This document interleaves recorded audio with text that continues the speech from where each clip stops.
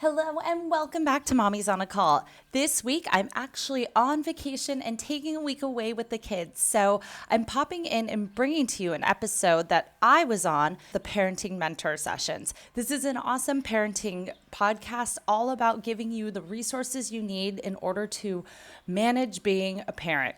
In this episode, I speak with Sue about how my kids will not stop yelling and fighting. Since I have 3 kids, it can be chaotic, and she coaches me through all the different ways I can manage my household. So tune in, and if you're interested in hearing more from the parenting mentor Sue Groner, tune into her podcast called the Parenting Mentor Sessions. You can also find our episode we did on the Mommy's on a Call podcast back in episode 72, where we talk all about how to parent your children with joy, saying yes with joy, parenting tips to empower your children and keep you sane. Hope you enjoy. Welcome to Mommy's on a Call, your sacred space to laugh, learn, and feel like a real grown-up human for a hot minute. I'm Stephanie Uchima Carney, a mom of 3 under 6, serial entrepreneur, business strategist, and donut connoisseur, just trying to get through the day one cold cup of coffee at a time. I believe that with more intention, a positive mindset, and self-care, it is possible to thrive in motherhood, business, and life. My mission is to uncover the daily rituals, life lessons, real-life tactics, and favorite tools to inspire and empower you, mommy, to get the most out of life every single unpredictable day. So grab your headphones, tell your kids you're on the potty, and tune in weekly for some laughs, knowledge bombs, and plenty of real talk with real moms, and maybe a dad or two. Welcome to the Mommy Pod. Hey, Stephanie, welcome to the Parenting Mentor Podcast. Thank you for having me, Sue. I appreciate it. Sure. So let's jump in. Tell me, I know you have 3 kids. Tell me a little bit about them and what's driving you crazy. So I have 3 kids, ages 1 just turned 1. One is 2.5, almost 3. And the other one is 5.5, almost 6. And my oldest is a boy, my middle is a girl, and my youngest is a girl. And right now, what I'm dealing with is so much sibling rivalry. Just the fighting, the yelling, the bickering, the stealing of toys, everything. And it's just a constant, I'm trying to step out of things, but always playing referee. And now that the youngest one, I think what really changed things was the older 2 had a great dynamic, being in quarantine for a year and all of that. They got their groove, even though they fought, they can manage each other.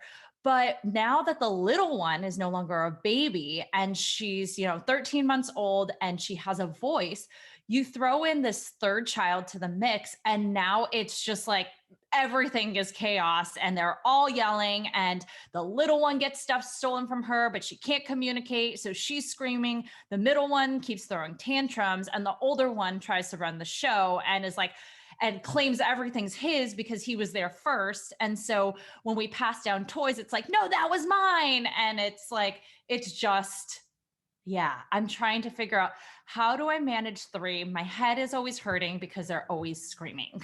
Yeah. Oh, I can understand. Okay. Well, let's break this down a little bit. Is it mostly about toys? It's starting to be about attention too. So I think for the 2 girls, just right now, I was trying to leave the house and the middle one was holding onto my leg, screaming, but then the younger one wanted that same attention. And so it's like this constant, oh no, you gave me a kiss goodbye. And then the other one's trying to hold on to me. So I don't think it's just about toys anymore, but it's now becoming a lot about attention and fairness. And you did this for, so their names are Chase, Mia, and Zoe in order. And so the oldest boy, Chase, is now in kindergarten and he's luckily out of the house. But because he's gone out of the house from about 7:30 a.m. till, 2:30 p.m., he feels like he's missing out. So there's always this, that's unfair because you took Mia to dance class and I had to be in school. And then, so it's like fighting over everything from toys to attention to just nonsense. Like who gets in the bath first or who gets out of the bath first? Like who gets their pancakes first? It's just like everything has to be an argument. And I'm sick of it. Yeah. We have a joke in my family that it's when my mother used to make orange juice when I was growing up from like the concentrate and you put it in the blender. And then there was all these like foamy bubbles at the top. And it was like, she got more bubbles than I did. And it was like, so that was like our thing about any kind of sibling rivalry became like more bubbles, you know? And so I totally get it. It's just about anything. So let's talk about some strategies that might actually help.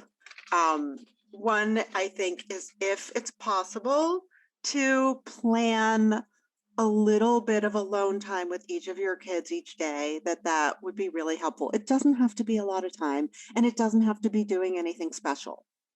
It just has to be connection time with each of them. And, you know, the baby's probably the easier one to do that with just because she probably needs you more physically anyway. But where, you know, so you're going to do that and you're going to sit and read her book, but you can do that with the 2-year-old and you can do that with your son. And, or you can do whatever it is they want to do for 10 or 15 minutes where your phone is away, everything's away, and it's just the two of you. And you let everybody know that this is important to you, right? I need alone time with each of you. Not, I know you want mommy time. I know you need to spend it. It's turning it around so that they understand how important this is to you. So I have a question on that point. I've been trying to do in preschool, they taught us like do this thing. It's called the 20-minute cure, where you basically spend 20 minutes undivided attention with each of them, kind of like similar concept. My oldest one, I can't seem to fill his cup up like enough. It's like those 15 minutes, those 20 minutes, like are never seems to be enough for him. Even if I'm like, put my phone away, you can choose whatever you want. It's like all of a sudden when I'm like, honey, I have, 15 minutes, I just want to spend just with you, pick whatever you want to do. And he'll pick something, but he'll take forever to like set up the toys that he wants to do and that. And then time's up because, we allocate that. Or we do play for that time and he's like, but I want more. I want more. It's like I can never fill his cup up. Like, how do I handle that? One is if he's going to take a long time to set it up, tell him to set it up without you. Set it up when you're ready. Come and get me so we can play together. Right. Right. And the other thing is when he says, I want more time with you, mommy. It's like, I want more time with you too. Like, I wish more than anything I didn't have to now go and do X, Y, or Z, and if it's something that he can join you with, if say you're going to be in the kitchen doing something or you're whatever it is, say, I have to do this now, but you're welcome to join me and help me if you want. Right. So you're accomplishing sort of both things, but you're also validating how he feels. Like instead of thinking, oh gosh, nothing's ever enough for you, you're thinking like, wow, that's so sweet that he wants to spend more time with me. And, in a perfect world, I would love to spend more time with him too. And so that helps you to not get frustrated by it.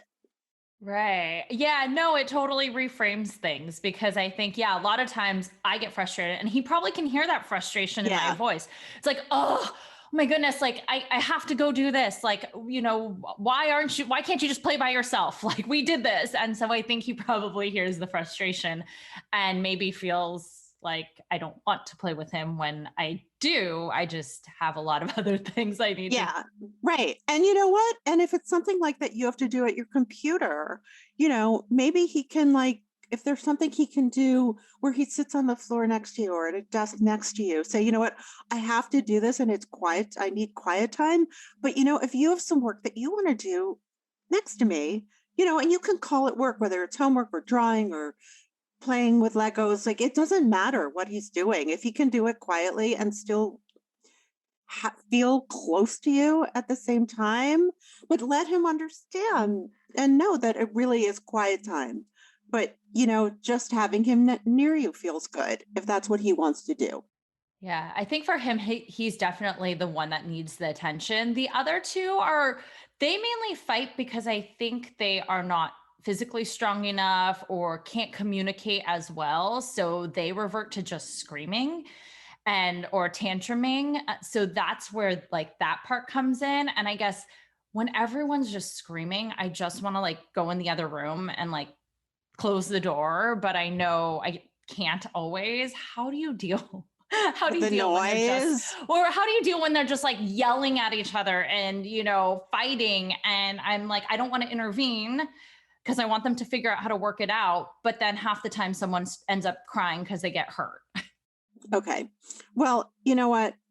You may not agree with me on this. If they get hurt and they're crying, like, okay, they can cry and they can be hurt. Like, so they get a bump on their head or, they fall down and hurt that. Like, it doesn't matter. Like, yeah, maybe it's uncomfortable, but it's not something that you really need to intervene with because they need to learn that if they do those behaviors with their siblings that they may get hurt, right? True, and it's consequences. But how do Yeah. you then communicate? So I think where I now am falling into the trap of is the youngest one because she's one. We always say like, be careful because she's just a baby. Like, be careful. Like, and so I'm afraid that I'm now putting labels on each of them. I Right. never say like middle child for the middle one. I've tried not to do anything like that. But I definitely have made the third one like, oh, she's the baby. Like, we got to take care of her. Oh, you have to be a like nicer big brother. And I don't want to put those roles of siblings, but how do you do that when, yeah, she is a baby? She's like, not, she is fragile. She could really get hurt. Or, I mean, how do you communicate that? Exactly like what you said to me. Like, you don't need to call her, be careful of the baby or be the nice big brother, but say, you know what? She's just, first of all, I love pulling out like old photos of when the older kids were that age, right? And show them you were like this too. And I know right now, like it's a little frustrating because it would be more fun if she could really talk to you and really engage and play with you instead of just everything to her is new and exciting and she just wants to touch it and feel it and smell it and taste it and and make noise with it and whatever it is. Like, and you were like that too. Let's look at pictures of you when you were that age and and make it a little more relatable and say, what, this will pass, but you know because physically she's not capable of X, Y, or Z. We need to be careful that she doesn't get hurt, and more like that, like not, oh, poor little thing, she's a baby, but she doesn't have the strength yet like you do. She doesn't have the words yet like you do, and you're saying, wow, look at how, much more advanced you are in a way, is communicating something positive, right? And so and also acknowledging at the same time that yeah, it is frustrating, because kids hear so much, "Oh, you have to love the baby, you have to love this one, you be gentle and kind," and yeah, gentle 100%, but you know what, and love, yes, you don't have to like the baby all the time. The baby cries, the baby takes away time from me with my mother, the baby takes my things, the baby can be really annoying, and you know Yeah. what, it's okay for them to feel that, and they should know that it's okay for them to feel that the baby, to know for them to feel annoyed by the baby, by the youngest, because it is annoying. And you know what? If she's annoying you, go do something else. You don't have to be around her all the time. In fact, I think it's important with 3 kids in the house or even 2 that each kid knows that they should have a little alone time. It's okay to have that time to yourself.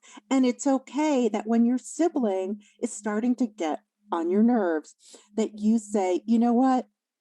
I need a little alone time right now. And that's, instead of saying, stop it, you're annoying me, it's just saying, I'm going to remove myself from the situation. Okay.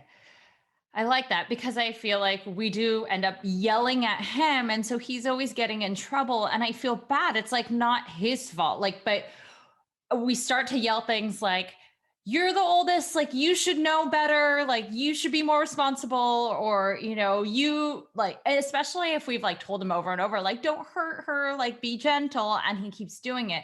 I feel like we're making it worse by yelling like you should know better. Like you're older. We've told you 100 times. Like, come on, you know better than that. And like I feel the other day I felt so bad because he was like, I guess I'm just stupid. I'm like, you're not stupid. Like, oh no, what have I done? I keep Okay. yelling at you. And I'm like, oh no, I don't want to like, oh. Yeah, so those putting him into like being the older brother, knowing better, knowing not to do that stuff is kind of putting him into that role. And you know what? You can easily turn that around because he's gonna perpetuate that role if he keeps hearing that, you know? And even if the middle child does something to him that provokes him, right? He's going to be provoked and then he's going to do something he probably shouldn't do. But the littler one knows that, knows how to provoke him, knows how to press his buttons. And so then she gets him in trouble in a way, and she gets lovies from mommy, right? And that cycle continues because then sibling rivalry is all about kids wanting to see who the parent loves most. And so they're setting up these scenarios to keep proving to themselves, right? Oh, mommy loves me more. Look, every time I do something and he does something to me, he gets in trouble and she comes and gives me love. And he's like, wait, she's provoking me and I'm doing something and I'm the one getting in trouble. He's like, I can't do anything right. So what do I do with the middle one then? Or what do I do with her? Because I think she knows how to milk it. She's really good at that. I mean, she's adorable and just knows how to like I mean, yeah, sometimes she has me wrapped around her finger and it's like it's hard to yell at her. It's so much easier for me to get mad at him than it is to her for some reason, because he knows how to get under my skin. Does she come running to you?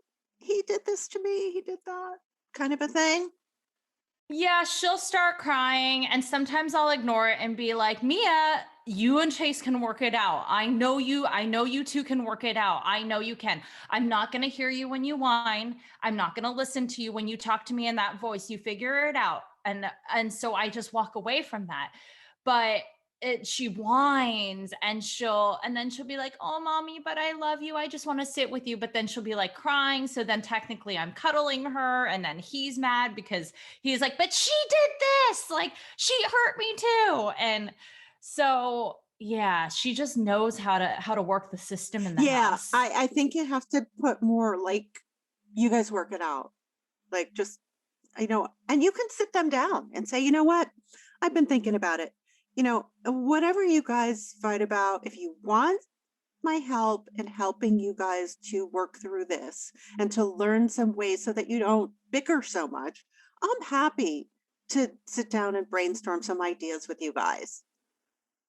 And then we can try some. You can pick the one and then we'll see how it goes. And then you can try another one. Like the whole concept of brainstorming and trial and error, I love because it assumes that it's never going to work perfectly the first time, and they don't feel like they're being bad or they did something wrong or they're making mistakes. And it's also getting them to start thinking about this more and having more skin in the game, right? And say, you know what? Say, if you guys don't mind arguing with each other, fine. But here's the rule. Here's the rule. You guys can argue. You got to keep it down or you got to take it in another room. Okay. Because I personally don't enjoy listening to it. I'm not going to get involved. I know you guys can figure this stuff out, and you don't need me. And I'm not, and I'm not going to be there to, side with either of you. Do you suggest I do that when even like say he's not around, but she just is starting? She doesn't throw tantrums, but she goes to this like whiny, like it's almost the same reaction as when they're fighting, but also if she doesn't get something or she wants something, she asks for it once and I maybe not hear her, or I'm like, yes, I'll get it in a second. I'm just helping, do this. She'll start that whiny voice and the same kind of like three-nager-y type of behavior. And I'm trying to figure out like, how do I nip that in the butt? Because my oldest didn't do that. And I think that's where my problem is too, as I start comparing. I'm like, your brother never did this. Like, what is your problem? Like, why are you whining? Like, I can't hear you when you whine, but that's not working. Telling her like, or walking away or ignoring her just Right. makes it worse. And also, you know what, when we say I can't hear you when you whine, they know that's not true because, Oh, you know, yeah. of course you hear them, you know, but nip it by saying, wow, I can, you know, first of all, like be very clear about when something's going to happen, right? So if they do say something, mommy, I need this, or can you help me with this, or I want that, you know, and like, don't be dismissive about it. Like, okay, in a little while, like that doesn't mean anything to them. And you're going to just get the whining, right?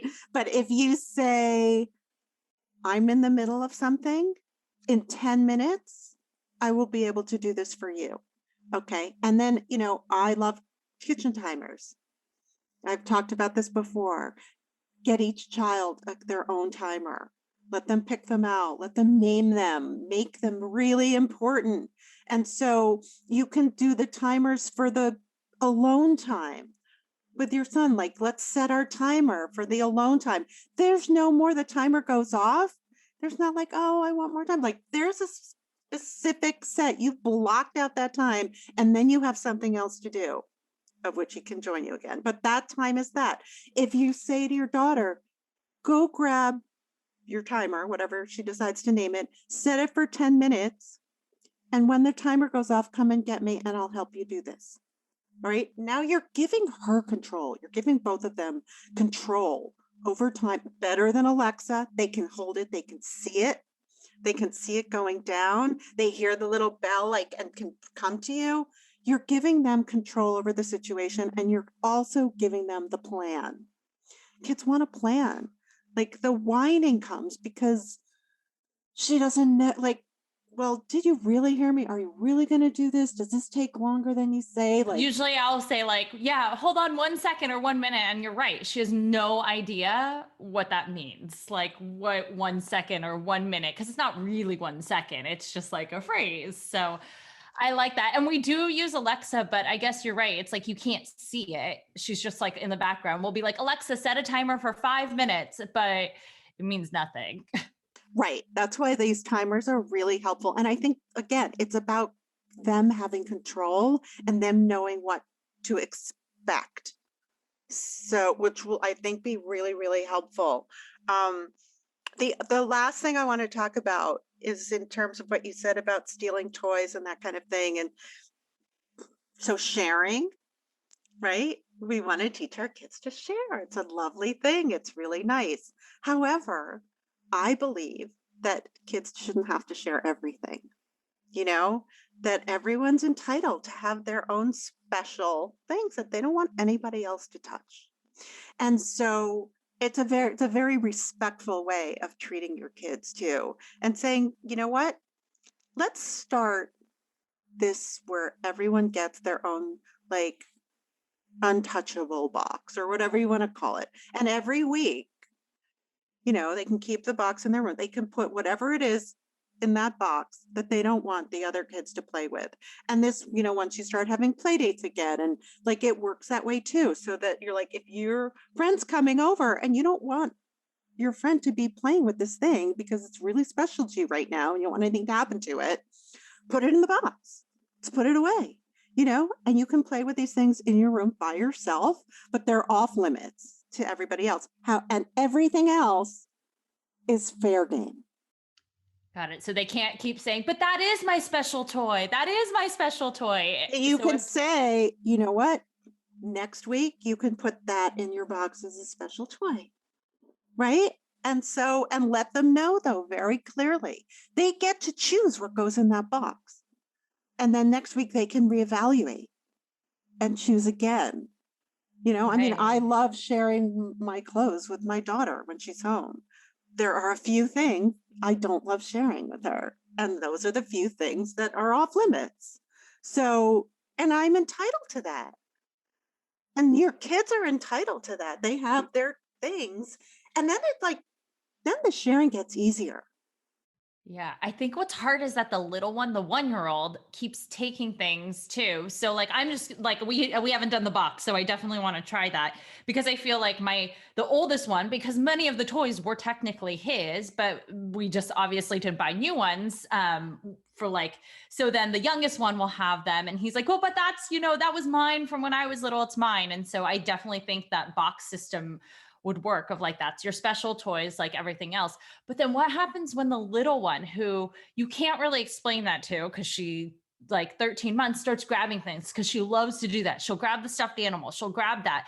And even the oldest one will start crying and be like, "That's mine. Like Zoe stole my special monster stuffed animal." And I'm like, I guess I go to that again. I'm like, she is a baby. She has no idea what she's doing. Like, so how do I deal with that? It's so frustrating when Zoe takes things that you don't want her to take, isn't it? Right? That's like, yeah, he's allowed to be frustrated. That is annoying. You know what I mean? Like if we're in the middle of like making dinner and all of a sudden, people started taking like your good knife out of your hands and your wooden spoon and like, you know what I mean? Or the cutting board. Like, wait, what are you doing? I'm in the Yeah. middle of doing something I'd right probably now. be like, "What are you doing?" You're like, Right. "Stop Stop it." it. Probably say a lot of curse words and Yeah. like, yeah. Exactly. So I think that it's like, yeah, you know what? And then you go back to her like that she's this whole concept of exploring and everything's cool and like she looks up to her siblings and if they've got something it must be worth exploring and right so that at least they can understand like she's not doing it in a bad way or to be mean and say, you know what, let's think about some things that we can do and that you could do to help her, and so that it won't be so frustrating for you. Like, and then maybe, when you're playing with something, you can have two things and offer one to her. You play with the thing you want and give her something else. And then, you know, she's going to learn over time from their behavior. And so it's saying, hey, you know what? This is really frustrating and annoying. And let's see how you can make this better, how you can have more control over the situation so it doesn't happen so much.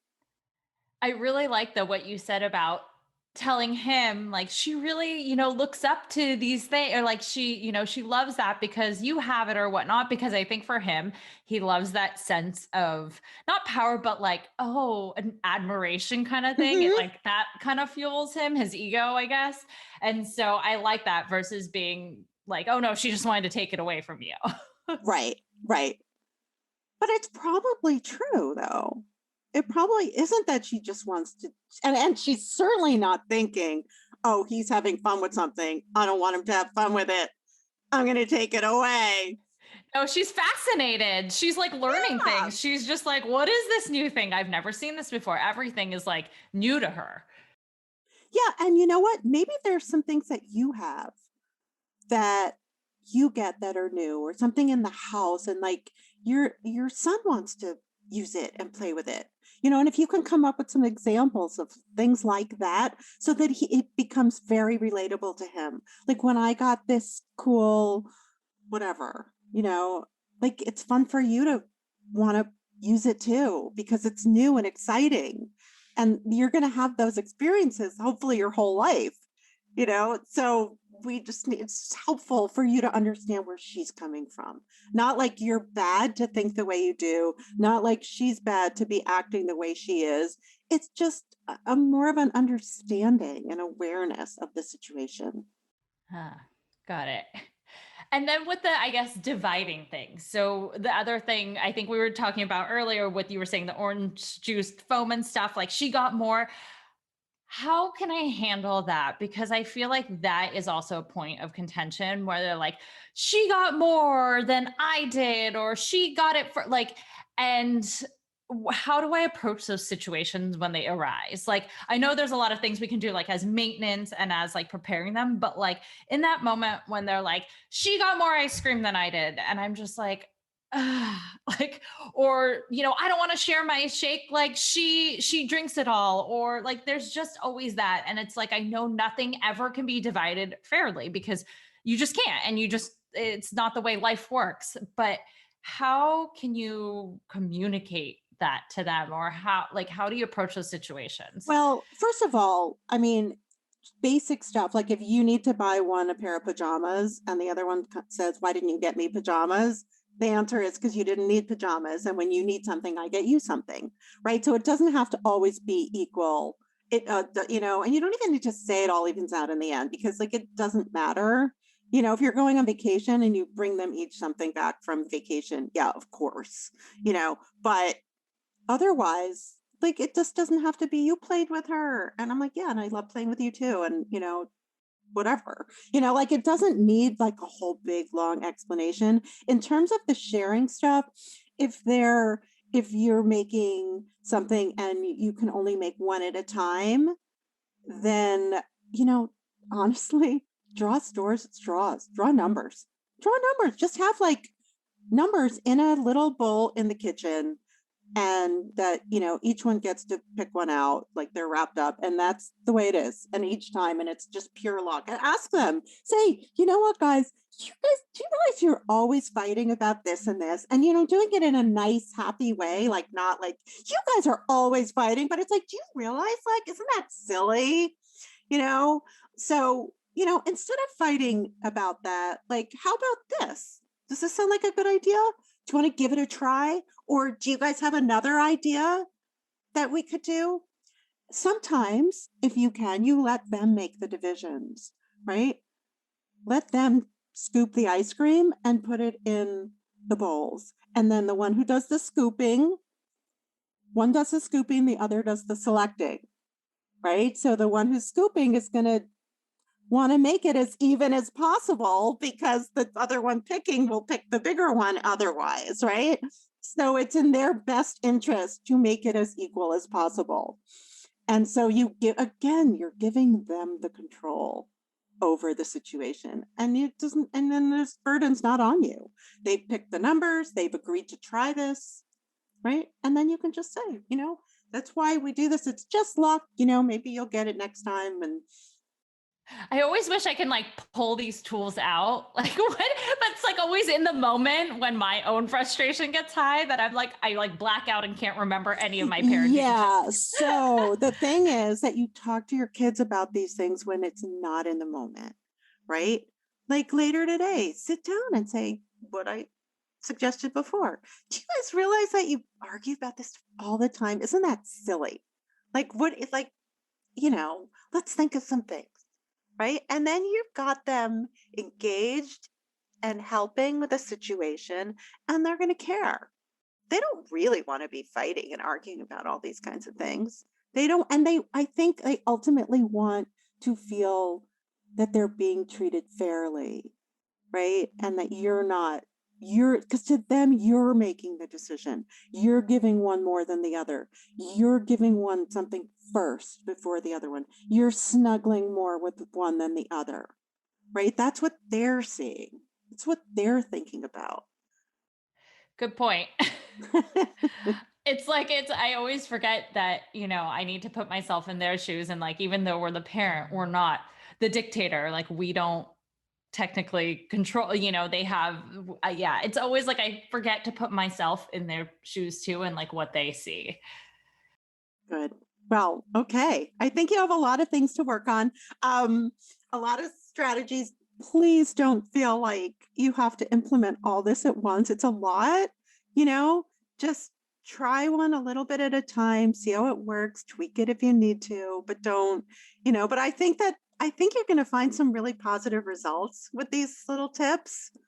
Yeah, I think I'm going to do the toy thing first because that's like also the easiest and most like tangible for them to kind of see right now. Right. Too. Good. Well, thank you so much. You're so welcome. I look forward to hearing how it all goes. I was going to say, I'll share what happens when we do our podcast interview too. Okay. Great. Thank you. Thank you. Thank you so much for listening to this episode of Mommy's on a Call. Your support means the absolute world to me. You can find the show notes for this episode and other goodies over at mommysonacall.com. And if you enjoyed this episode or have gotten value from the podcast, I would be so grateful if you could head on over to Apple Podcasts and leave a rating and review so that we can reach and empower more moms all over the world together. Thank you so much again, Mommy Pod, and I will see you here next time.